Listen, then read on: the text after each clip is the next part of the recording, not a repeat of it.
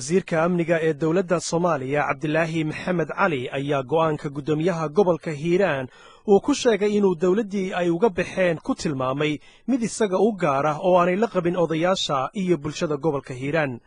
wasiirka ayaan khadka taleefanka ee magaalada Muqdisho kula xiriiray waxaanan ugu horreyn weydiiyey aragtidiisa ku aadan hadalka ka soo yeeray gudoomiyaha gobolka Hiiraan. waxa hadalka gudoomiyaha ka soo yeeray anigu shakhsiyan ma dhageysan laakiin waa la ii sheegay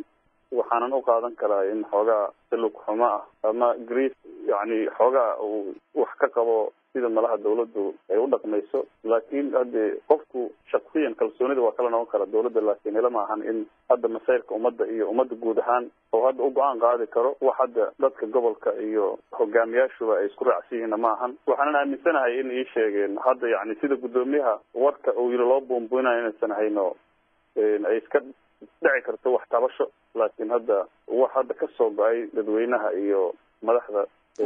iyo wax karadka deegaanka gobolka ma ahan marnaba arrinkaas waa hagaag marka waxaad u aragtaa arrin shakhsiyadeed marka muxuu aqoonsadaad kula tahay walaa horta iskama arkin ogaantayna wax hadda aan ku ogaay ma jirin laakiin dabcan isagu wuxuu sheegay sida laygu yiri madaxweynaha iyo ra-iisul wasaaraha iyo tixgelin iyo ixtiraam kama helin marka wax sidaas darteed waxaan u qaatay wax shakhsiya inay tahay waana wax laga daaweyn doona haddii ilaha yidhaahdo gudoomiyuhuna hadee iyo dadka deegaankuna si joogtaa waxay u taageersanay dawladda weyn iyo dhibaato weyn aad ka soo gaartay taageeradii dawladda taageerayaan howlaha ammaanka ayaa gacmooda ku haysa iyagoo kaashanaya dawladda marka meel ay uga baxaan iyo meel ay sheegay taageerada ay ugala noqdaan dawladda ma joogaan bacdama ay u dhigteen dhiisu daadiyeen waa dad u diyaar ah in dawladnimadii iyo nidaamkii iyo kala dambeyntii dalka ay qayb ka qaataan sidii loo soo celi lahaa waa tahay marka ma iminkaad adigu ogaatay in gudoomiyuhu wax qoonsanayo mise intii uu gudoomiyuhu ku sugnaa magaalada muqdisho aad ogey wallahi bini aadamka haddii uu wada shaqeynayo horta wuu isku dhacdhacaa ama yani qofka si wax u qaataa anigu hadda wax weyn oo farqiga oo ra-iisul wasaaraha iyo madaxweynaha iyo gudoomiyaha udhexeeyana ma jirin oo aan ogahay ma jiraan shaksiyan hadda wax aan arrinkaas aan ka hadli kara ma jiraan oo aan ogahay laakiin sida la ii sheegay idaacadda saas oo ka yidhi waa tahay gobolkan Hiiraan waxaad moodaa gobol xasaasiyadi ka jirtana maalmahan uu ahaa in gudoomiyihii gobolkuna uu ku dhawaaqo dawladdii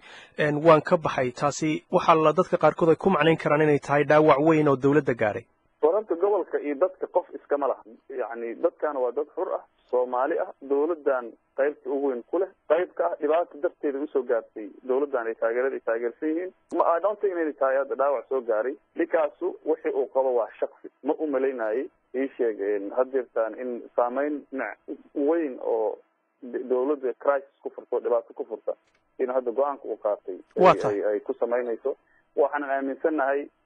gudoomiyaha wuxa uu tabanayana waa laga wada hadli doonaa waa la weydiin doonaa yani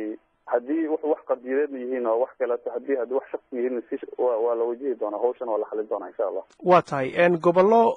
badan baa jira oon dawladda hoos siman marka haddii gudoomiyahan gobolka iyo maamulkiisa iyo odayaasha siduu sheegay ku raacsan go-aankiisa ay arrintaasi dabcan sii adkaato i dhawowdo dee soo lagama yaabo gobolkan beledweyne inuu ka mid noqon doono gobollada badan ee aan dawladda taageersanayn horta ilama aha inay bisishahay in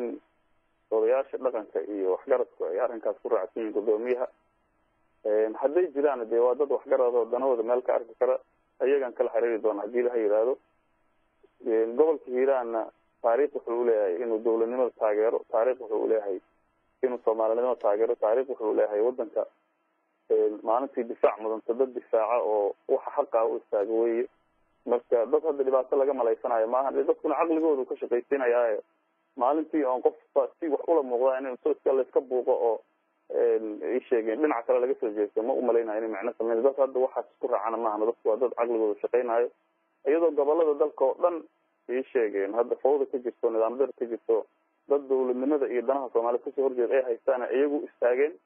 ayagoo fogaanta aragta qaba marka dee awalba ayagaa goostay inay dawladda taageeraan nidaamkoodana iyo aayahooda ay ka tashtaan haddana waxaan kusii dhiirigelinaa inay taas sii wadaan waa tahay iyagu haddii sidaad tiri ay goosteen inay dawladda taageeraan oo danahooda ay ka arkeen dhinaca dawladda haatan haddii ay go'aansadeen inay dawladda ka baxaan oo ay dantoodii ka waayeen arrintaasi ma waxbaa ku jaban wasiir ila ma ahan dee taas inay jirto taas nafteeda dee waxay u baahan tahay wada xaajood wada hadal dadka gobolka degan waa dad aad u fara badan waxgarad fara badan uu leeyahay يعني ما umaleynaayo si laablakaca go-aan lagu qaatay in hadda dadka shacabka ah oo gobolka ku gowracan waa tahay laakiin miyaanay jirin wasiir markaan si waaqiciya u hadallo in ciidamada gobolka joogay ay mushahar la'aani ku dhacday gadood sameeyeen xitaa wararka qaarkood ay leeyihiin ciidamadii waxay ku kaceen falal isbaara ah taasi iyo waxyaalo badan oo isbiirsaday oo wada shaqayn la'aan uu guddoomiyuhu tabanayo miyaana dhici karayn taasi inay ku qasbayso gobolkan inuu dareemo inaanay xamar waxba u oolin iyo dowladdii dhexe oo ay danahooda ka tashadaan haddii de xamar waxba u oolin xaggee wax u yaalaan su-aasha aan qabaa waa taas marka meel hadda gooniya wax u yaalaan ma jiraan gobol kasta iyo deegaan kastana dee dawladdu waa dawlad dhexe oo mooyaane oo curad oo cusube dadku waa inuu isaga ayhiisa ka shasta danihiisa isaga waa inuu qabsadaa dawladnimada dadkay dana ugu jirtaa hadda nin shaksiya oo loogu danaynaa ma jiro gobolkan ciidamadii Ethiopia dhinac ka jooga yaa horta ciidamada Ethiopia u ogolaaday inay soo galaan magaalada Beledweyne iyo gobolka Hiiraan ma dhinaca maamulka dawladda dhexe ka yimid amarkaasi mise dhinaca maamulka gobolka Hiiraan wallahi Ethiopia joogtaan oo hadda gobolka ku moogiyo Ethiopia xuduudaheeda joogtaa wax hadda Ethiopia oo gobolka dhex joogaan ma jiraan laakiin wararka ka imanaya Beledweyne ee warbaahintu tabinayso dabcan arrintaasi arrin ka duwan bay wasiir tabinaysa adna wasiirkii ammaanka tahay marka maxay dawladdu ka damacsan tahay gobolkan wallahi dawladdu gobolkan waa gobol dawladda taageera ciidamada dawladda ka markaasa jooga